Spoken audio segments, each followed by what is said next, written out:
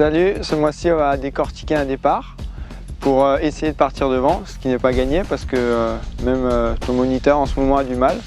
Mais bon, on va tout faire pour faire ça au mieux.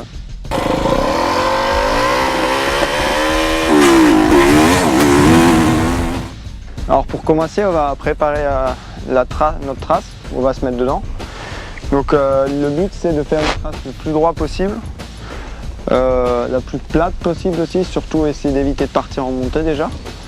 Après il faut mettre un peu de terre là juste pour le passage de la grille, pour que la roue arrière ne tape pas sur le tube, parce que sinon ça va nous faire perdre pas mal de temps. Et après il faut bien la nettoyer, enlever tous les petits cailloux.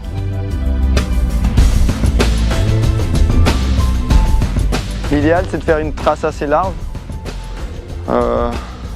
au moins la largeur de 2 pneus, même si on n'en met que un. Et si vous avez un peu de terre meuble à disposition éventuellement, essayez de la gratter pour la mettre dans la trace, la surélever un peu, la faire au moins droite. Et le moment où on prépare la trace, ça permet aussi de vraiment faire le vide, de se concentrer pour sa manche, parce que c'est là qu'on commence à être seul, qu'il n'y a plus personne et qu'on peut vraiment se mettre dedans et revisionner le terrain éventuellement. Et donc pour commencer, une fois arrivé derrière la grille, moi je commence toujours par mettre mon bloc fourche. Voilà. Moi j'utilise toujours le bloc fourche. Surtout, en tout cas à partir du moment où ça adhère vraiment, je l'utilise. Après dans le sable, on a moins tendance à l'utiliser parce qu'il y a moins d'adhérence. Mais en ce moment, je pense que si on veut partir devant, sur une texture normale, c'est un outil indispensable. Mes lunettes, j'attends toujours un peu avant de les mettre pour garder un peu d'air. En général, je regarde qui rentre dans les derniers et puis quand ils arrivent sur la grille de départ, je les mets. Alors en ce qui concerne ma position, moi, je garde toujours le pied droit par terre et le pied gauche sur le repose-pied. Je me mets relativement en avant parce que ça pousse pas mal, une 450. J'utilise 2 doigts pour l'embrayage. Je tiens toujours le frein aux 5 secondes.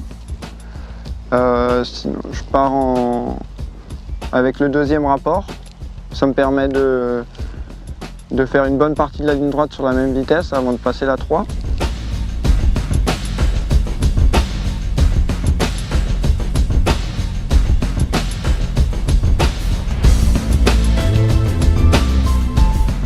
Donc une fois que le panneau 5 secondes est tourné, je me concentre sur le système que j'ai étudié avant mon départ. Et dès qu'on voit quelque chose bouger, on lâche tout. Ensuite, en ce qui concerne mon pied droit que j'ai dehors pour me tenir, je le remonte dès que je me sens droit, stable et que j'ai pris un peu de vitesse, je le remets tout de suite sur mon repose-pied pour avoir un maximum de traction.